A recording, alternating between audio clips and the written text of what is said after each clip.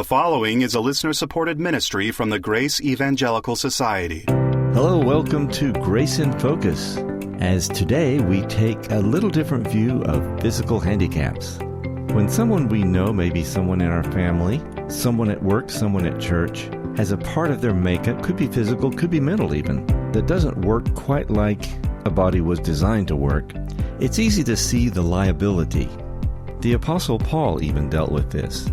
But isn't it possible that many times, in God's kindness, these things we see as liabilities can actually be assets?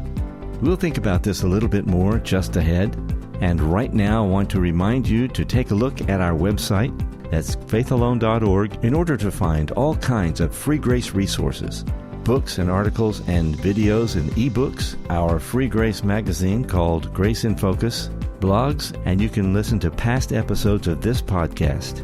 But I really want to emphasize, and you can find out about this on our website as well, that's faithalone.org. You can find out about our upcoming national conference. This year, 2023, the dates are May the 22nd through the 25th. It's coming up, and you don't want to miss it this year. And again, the information is found at our website, faithalone.org. Now it's time to get into our discussion of the day with Bob Wilkin and Ken Yates. And here they are. Welcome back to Grace in Focus. I'm here with Ken Yates. And Ken, I thought we'd talk about your new book called Elisabeth. And this is a book about one of your twin daughters that went to be with the Lord, what? A little over 2 years ago. 2 years ago. And she was 37? She was 35. 35. Well, she would be 37. Yeah, she'd be 37 today. Tell us about her. She was a special birth, right? She and her sister. Yeah, they were both born here in Dallas, and they were born prematurely. And as a result of that, they both got cerebral palsy as a result of their not being able to breathe when they were born. And they were on ventilators for a couple months. Right. And so in Elisabeth's case, she had some pretty serious physical disabilities, right? Yes, she was a twin, Elisabeth and Amy, and their cerebral palsy affected them in different ways. And in Elisabeth's case, the most noticeable thing about her was that she was not able to walk. It affected all four limbs. And so she really couldn't take care of herself either, right? That's right. She lived with us her whole life. Well, both twins did. Amy, the other twin, is the younger of by about 30 seconds. Yeah. And she's able to walk, but she has other disabilities. For example, she doesn't have a very good short-term memory, whereas Elisabeth had a great short-term memory. Elisabeth, she was real good at discussing the Bible, discussing politics, movies that she had seen, whereas Amy, she could do it, but not at the same level as Elisabeth could. But they were both able to go to school. They were both educated. Yes, they went to school, and you could certainly carry on conversations with both of them. And both came to faith in Christ. Yes. My wife homeschooled them for most of the time. I was an Army chaplain. And so we moved around a lot. And there were some places that had really good schools for them. So it just depended. But for a lot of the time, my wife would homeschool them because we thought that was what was best for them. And because of that, they came to faith probably during the time when my wife was having homeschool classes with them. And, of course, I was a chaplain at the time, so they were in chapel every Sunday, and they heard me preach all the time. And so, but they came to faith, yes, at a young age. In the book, you tell the story about how Elisabeth not only came to faith, but she was really an overcoming believer, right? With great expectation for the coming kingdom. And yeah, that's basically the book. The subtitle is Elisabeth Christ Medal of Honor recipient. I was in the military almost 30 years. The Medal of Honor in the military is the highest award a person can receive. There's only about 100 living Medal of Honor recipients in our country today. And the point was, like you said, Elisabeth just had a very, very strong faith. That's what the book is about, that God can use weakness. Her physical weakness turned her into a person who was not like anybody I've ever met. Even from a young age, she was looking forward for the kingdom. She would always talk about Christ coming back. I relate some of those stories in the book, and obviously part of the reason was because of her difficulties. I mean, just looking from a human perspective. But at the same time, it would be easy to be bitter. Literally, I never heard her once express any bitterness towards God of why she was in the situation she was in. She was in a wheelchair her whole life, and she wasn't able really to sit up straight because of lack of core strength in her body. And because of that, she was in a lot of discomfort all the time. I mean, just think about it. If you're in bed, for example, and you want to roll over, you're uncomfortable. I want to get a new position. Well, she couldn't do that. So, she couldn't even roll over. Right. Okay, I'm tired of laying on this side. I want to go over to my other side. Or if I'm tired of laying on my back, I want to get on my side or my stomach. She wasn't able to do that.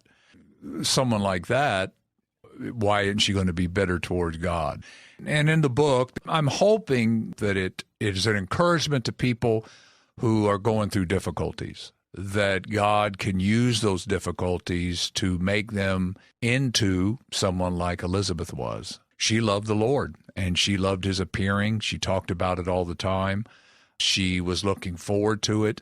And in the book, I try to explain how, using different Bible passages and experiences in her life, that a big part of making her that way was because of the difficulties that she went through. But now, when you talk about difficulties that she experienced, as an outsider looking in, I'm thinking you and Pam and Catherine, who was one of her caregivers, right? Mm-hmm. Well, you all went through a lot of difficulties. I mean, you all had to take her to the bathroom. You all had to put her to bed. You all had to pick her up and carry her places and put her in the wheelchair. And if you were out of the country, Pam would have to do this, right? That was a lot of difficulty for y'all. I know, though, when she passed, tremendous grief for y'all, right? It wasn't like you were thinking, well, we've been set free now from all these things we had to do. It was like, no, just the opposite. Yeah,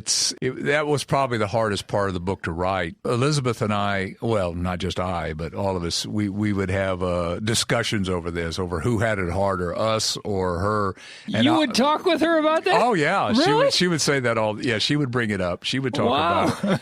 And when we would talk about who had it harder, she would go, Dad, well, you got it harder, Dad, because you got to lift me and you got to feed me and you got to bathe me. And obviously Pam had the brunt of this because I was in the military and I was gone a lot. And obviously she has two other sisters other than her twin, Emily and Catherine. But no, I would say no, you definitely have it harder. I can't even imagine how I would have felt would I have had the same attitude that she had if I had all these disabilities? Yeah. When she died, it was entirely unexpected, and it wasn't at all. Oh, we've been set free from this. It was, and that's part of the turmoil that you go through with something like this, because if it was left completely up to me, she'd still be here. But she was always looking to be with the Lord. Right. So it's like, well, I would selfishly want her to be here, but she talked about it all the time. I write about this in the book, that she wanted to go be with the Lord. So her homegoing, at least from her perspective, was not something that bummed her out. Right. I mean, she was looking forward to it. Right, but we were bummed. It was hard for y'all. Right. And still is. Absolutely. Yeah. And although the grief has gotten better over time, hasn't it, over the 2 years? Well, what I find myself doing, and I'm sure this is true for my daughters and for my wife Pam as well, is when I feel like I wish you were here and I feel sad about it, I think, well, that's not the way she feels. Wow. And I don't write about this in the book, but about, 8 years before she died, I guess, I was diagnosed with cancer, but it was a good cancer. It was, in a sense that prostate cancer is good cancer. Yeah, right. It's not deadly, and most people survive it. But I remember when I was diagnosed, my number one concern was, well, if this is metastasized, and I'm going to live. And the doc said, you got about 12 years to live. And this was 10 years ago.